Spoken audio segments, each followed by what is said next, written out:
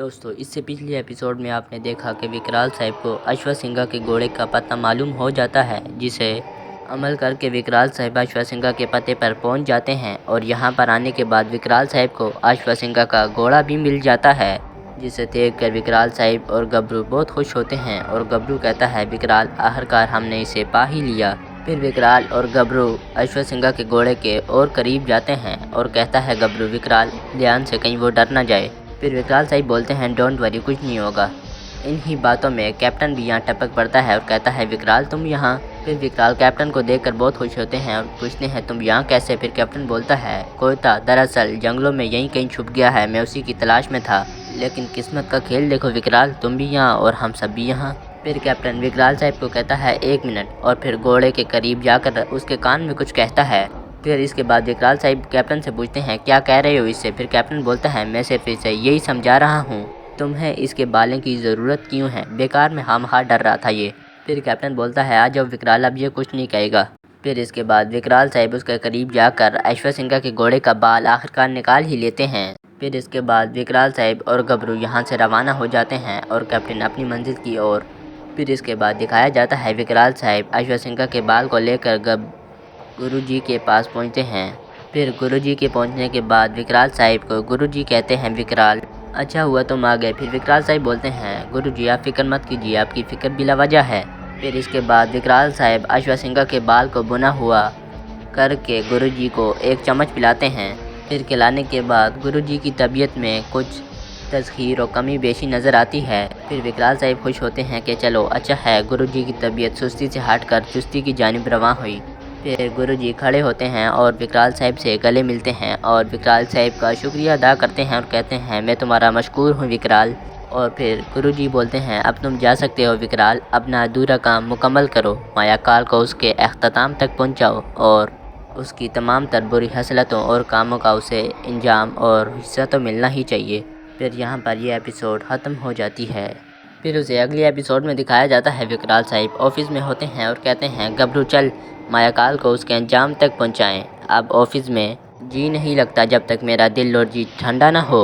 फिर गबरू खुश होता है और कहता है, लेकिन विकराल, कैप्टन को साथ नहीं ले जाएंगे ना। फिर विकराल साहब गबरू को कहते हैं, रिलैक्स, सिर्फ हम दोनों इस बार। फिर गबरू बोलता है, लेकिन विकराल, हमें तो मायाकाल के अड्डे का मालूम ही नहीं। फिर विकराल साहब बोलते हैं, इसीलिए तो मैंने गुरुजी को यहाँ बुलाया है, हमारी मदद करने। गबरू, मायाकाल आखिर हमसे कब तक छुपेगा, अपनी माँ की मौत का बदला तो मैं ज़रूर लूँगा मायाकाल से। फिर उसके बाद विकराल साहब और गबरू अपने ख्यालों में होते हैं कि यहीं पर गुरुजी भी आ जाते हैं। फिर विकराल साहब बोलते हैं, गुरुजी, मायाकाल के अड्डे का पता। फिर गुरुजी बोलते हैं, असंभव विकराल, जिस तरह से विकराल तुम्हारे अड्डे का उसको मालूम नहीं, ठीक उसी तरह से उसके अड्डे का भी तुम्हें मालूम नहीं हो सकता। अब मायाकाल के पास जाने से कुछ नहीं हो सकता, क्योंकि उसके अड्डे का किसी को कुछ मालूम नहीं। फिर विकराल साहब बोलते हैं, लेकिन हम उस तक रसाई कैसे करेंगे। फिर गुरुजी बोलते हैं, विकराल, मैंने अपनी शक्तियों और ताकतों के ज़रिए कुछ जुज़ियात निगारी मालूम की हैं कि तुम्हें तब तक मायाकाल के अड्डे का मालूम नहीं हो सकता जब तक तुम आका कबीले में, यानी आका जंगल में शैतानी अकूबा को ख़त्म न कर दो, क्योंकि विकराल, उसे मारने के बाद ही तुम मायाकाल तक रसाई कर पाओगे। फिर विकराल साहब उसकी जानिब रवां हो जाते हैं और गबरू को अपने हमरा लेकर मोटरसाइकिल पे जा रहे होते हैं विकराल साहब। फिर विकराल साहब जब उस जंगल में पहुंचते हैं और गबरू को नीचे उतारने के बाद कहते हैं, ये जंगल बहुत सूना सूना लग रहा है गबरू, लेकिन जल्द ही इसकी तमाम जुजियात निगारी आश्कार होने वाली हैं। फिर इतने में ही गबरू बोलता है, विकराल साहब, इस बार मैं इसका काम तमाम करूंगा, तुमने कुछ नहीं करना। फिर अचानक से विकराल साहब की जंगली सिपाहियों पर नज़र जाती है, जिसे देखकर विकराल और गबरू एक झाड़ियों में छुप जाते हैं और अचानक से ही एक पीछे से सिपाही आकर विकराल साहब पर हमलावर होता है, लेकिन विकराल साहब चौकन्ना होकर उससे बच जाते हैं और यहाँ पर लड़ाई शुरू हो जाती है। लेकिन इतने में एक विकराल साहब को छुप कर तीर मारता है, लेकिन वो तीर कद में इतना छोटा होता है जैसे सुई। जैसे ही विकराल साहब को लगता है, विकराल साहब बेहोश हो जाते हैं और उसे देखकर गबरू कहता है, विकराल, उठो, ये सोने का वक्त नहीं है, हमने जल्द से जल्द उस शैतान को ख़त्म करना है। इतने में एक जंगली सिपाही गबरू को भी वो छोटा तीर मारता है, जिससे गबरू भी बेहोश हो जाता है। फिर वो तमाम जंगली विकराल और गबरू को लेकर एक कमरे में डाल देते हैं और उन दोनों के हाथ और पाँव बंद कर देते हैं और तमाम के तमाम विकराल के हथियार जकड़ लेते हैं। फिर विकराल जागता है और सामने एक जंगली को पाता है और विकराल साहब को वो बोलता है, विकराल स्वागत है तुम्हारा हमारे यहाँ। तो फिर विकराल साहब बोलते हैं, तो तुम मुझे जानते हो? तो फिर वो बोलता है, नहीं विकराल नहीं, जितना मामूली दिखता हूँ उतना हूँ नहीं। मुझे मायाकाल ने तुम्हारे बारे में सब कुछ बता दिया है। तुम्हें मारने के बाद विकराल मायाकाल मुझे तमाम शैतानी कबीलों का सरदार बना देगा और वो खुद हम सब का सरबराह बन जाएगा। तो फिर विकराल साहब बोलते हैं, तो ये तुम्हारा ही मंसूबा था? तो वो हंसता है और कहता है, हाँ हाँ हमारा ही, और मज़ीद आगे भी है जो कामयाब होकर रहेगा।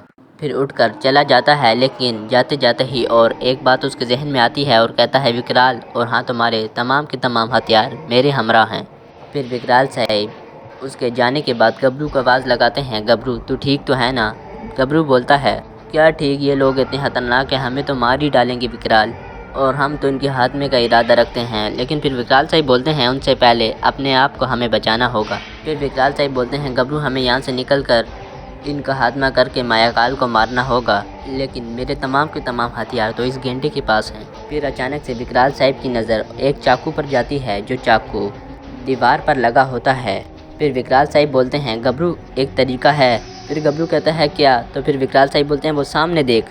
जब गबरू देखता है तो कहता है, वो तो चाकू है एक। फिर विकराल साहब बोलते हैं, हाँ हाँ एक चाकू है, और वो तो ही सिर्फ यहाँ ला सकता है। फिर गबरू कहता है, मैं, और हंसना शुरू हो जाता है और कहता है, तुम पागल हो गए हो विकराल, दिखता नहीं मेरे भी हाथ तुम्हारे साथ बंधे हुए हैं। फिर विकराल साहब बोलते हैं, देख गबरू ये मजाक का वक्त नहीं है, तू अपनी शक्तियों का इस्तेमाल कर गबरू, उन्हें बुरुएकार मिला। फिर गबरू कहता है, नहीं मैं उन्हें बुरुएकार और इस्तेमाल में नहीं ला सकता विकराल, उससे मेरे सोने के सिक्के कम हो जाते हैं। फिर गबरू मना कर रहा होता है इस हुक्म से, तो विकराल साहब मुसलसल इसरार करने पर गबरू आखिरकार मान ही जाता है। और विकराल साहब कहते हैं, गबरू तू क्या नहीं चाहता कि हम अपने मकसूद और मकसद में कामयाब हों? फिर यह सुनकर गबरू अपनी शक्तियों को बुरुएकार लाना शुरू कर देता है, और फिर इसी तरह करते करते विकराल साहब के यहाँ चाकू उड़ कर लगता है, जिसे देखकर विकराल साहब खुश होते हैं और कहते हैं, शाबाश गबरू तूने कर दिखाया, आखिरकार चाकू हमारे पास आ ही गिरा। फिर उसके बाद विकराल साहब उस चाकू को उठाते हैं और सबसे पहले अपने हाथ काटते हैं, मेरा मतलब अपने हाथों पर रस्सी बंधी हुई को काटते हैं, और काटने के बाद खड़े हो जाते हैं और गबरू की जानिब देखकर चलने लगते हैं कि इतने में गबरू चीखने लगता है, विकराल मैं। फिर अचानक से विकराल साहब हंसते हैं और उसकी भी जाके रस्सियाँ खोल देते हैं, और फिर यहाँ से दोनों बाहर निकल जाते हैं। फिर वो दोनों उसी कबीले में चलते चलते एक घर में यानी एक कमरे में आते हैं। जैसे ही उस कमरे की जांच पड़ताल दोनों गबरू और विकराल करने लगते हैं, अचानक से दो सिपाही टपक पड़ते हैं और विकराल और गबरू को पकड़ लेते हैं और कहते हैं, आखिरकार तुम हाथे चढ़ ही गए, हमें मालूम था तुम यहाँ से भागने के लिए सारी कोशिशें करोगे, लेकिन देखा हम भी आमादा थे और तैयार बैठे थे। और वो सिपाही कहता है, तुम्हें जल्द ही इसकी सज़ा मिलेगी और सूली पर लटकाया जाएगा। इन दोनों को विकराल और गबराल को बाहर जाकर बांध दिया जाता है। फिर यहाँ गबरू कहता है, ये क्या हो गया विकराल, आसमान से गिरे खजूर में अटके। फिर विकराल साहब बोलते हैं, ये सब मायाकाल का किया दर है। फिर यहाँ पर ये बोलता है, ये दोनों चोर आपके कमरे में कुछ चोरी करने के लिए आए थे सरदार, इन्हें सख्त से सख्त सज़ा दी जाए। फिर उनका सरदार हुक्म देता है, कल सुबह इन दोनों के सर तन से जुदा हो जाएंगे।